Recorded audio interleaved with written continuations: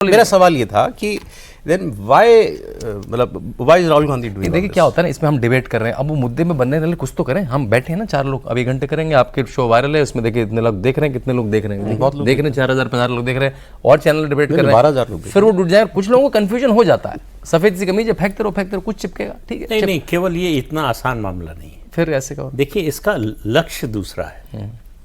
अब ये फैक्ट्स राहुल गांधी को नहीं पता होगा, उनकी टीम को नहीं पता होगा, ये तो नहीं मान सकते। बिल्कुल पता है। मैं ये मान लूं राहुल गांधी को नहीं पता, उनकी टीम में किसी को नहीं पता, ये कैसे हो सकता है? कौन मान सकता है? सबको पता है। और फिर जो अखबारों में फीडबैक आता है वो भी पता होगा, उनकी जो टीम है सोशल मीडिया की उससे फीडबैक मिलता होगा, उससे भी पता है। दरअसल ये आप कोइंसिडेंस देखिए, अब ये स्ट्रेटजी है या कोइंसिडेंस है, ये आप तय कीजिए कि जब से ये घुसपैठियों का मामला शुरू हुआ है, ठीक, जब से एसआईआर का मामला शुरू हुआ है, ये वोट चोरी का मुद्दा उठना शुरू हुआ है, लगभग आसपास। सर वो भी कितना होगा? नहीं, वो इसलिए प्रेशर बनाने के कंफ्यूजन क्रिएट कर दो कि घुसपैठियों के नाम न काटे जाएं। एक दूसरा मैसेज देने के लिए उनको मालूम है कि ये ऐसा वर्ग है जो कुछ भी करे बीजेपी को वोट कभी नहीं देगा।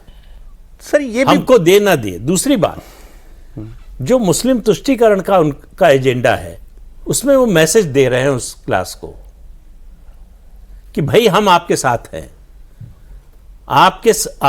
आपने अगर कुछ गलत किया है, गलत लोगों का नाम, जो इस देश के नागरिक नहीं है उनका नाम भी मतदाता सूची में डलवा दिया है, तो उसको बचाने के लिए भी हम लड़ाई लड़ रहे हैं। सर मैंने अभी ये जागरण की रिपोर्ट थी कि 3 लाख नाम शायद संदिग्ध पाए गए हैं बिहार के।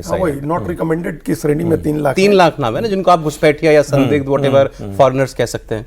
243 कॉन्स्टिट्यूंसी है सर, सीधा गणित है, 1250 के करीब वोट मान ले एवरेज एक कॉन्स्टिट्यूंसी में कटेंगे, तो कोई बहुत बड़ा वोट तो नहीं है।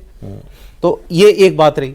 दूसरा, अगर आप अपने वोटर को एनर्जाइज करना चाहते हो ये कह के, या कि भाई देखो वोट कट जाएगा ठीक से रहना, तो भाई वो एक की जगह 2 वोट तो डाल नहीं देगा, सजग होकर के वोट तो एक ही डाल पाएगा। और फिर आप मान लीजिए फिर ये कि आप टर्नआउट बढ़ाना चाहते हो, आपका वोटर वैसे ही 90% टर्नआउट करता है। तो मुझे कोई भी कोहेरेंट रीजन नहीं समझ में आ रहा है इसके पीछे। फिर या तो वो जो बीजेपी कहती है, आरोप लगाती है कि नेपाल बांग्लादेश बनाना चाहते हो आप।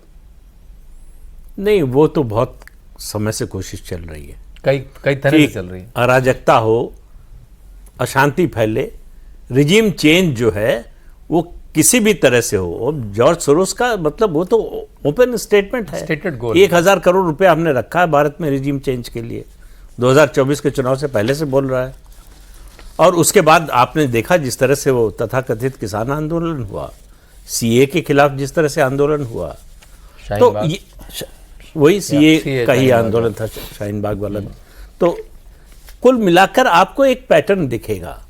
श्रीलंका में हुआ तो यहां बहुत से लोग खुश हो गए कि अब तो भारत में भी होगा यही। बांग्लादेश में हुआ तो ये हुआ कि होना चाहिए। ये विपक्षी दलों के कुछ नेताओं का बयान है, सार्वजनिक है, वो उनकी कि ऐसा भारत में भी होना चाहिए।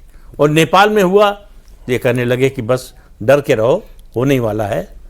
यहां भी यूथ नाराज है, यहां भी बेरोजगारी है। तो आपकी ये इच्छा है कि ऐसा हो जाए, अब आप उसके लिए माहौल बनाना चाहते हैं जो बन नहीं रहा है। फ्रस्ट्रेशन ये है। अच्छा, टारगेट पर पर्सनली ज्ञानेश कुमार आज तो फोटो लगा के भी आए थे। नहीं, उन्होंने नाम लिया ज्ञानेश कुमार का, उन्होंने नाम लिया ज्ञानेश कुमार का, कई बार नाम लिया। ज्ञानेश कुमार तो अभी इस साल बने सीसी। हाँ वही, और ये मामला 2.5 साल पुराना है। 2023 से चला। राजीव कुमार तब वो चीफ इलेक्शन कमिश्नर थे। वो जो 2-3 बातें उन्होंने कही जिसमें आप आगे बहुत चीजें खोज सकते हैं, जो अभी बात कह रहे थे प्रदीप सिंह जी।